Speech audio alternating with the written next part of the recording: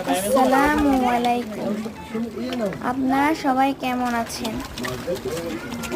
আমরা ঘুরতে গিয়েছিলাম জামালপুর লুইস ভিলেজে। সেখানে আমরা অনেক মাছ দেখেছি। মাছগুলো অনেক সুন্দর খেলাধুলা করছে। আপনাদের কেমন লেগেছে তা বলবেন। মাছগুলো দেখতে অনেক সুন্দর। দেখুন আল্লাহর সৃষ্টি কত সুন্দর, আল্লাহর সৃষ্টি কত সুন্দর। মাছগুলো কত সুন্দরভাবে খেলাধুলা করছে।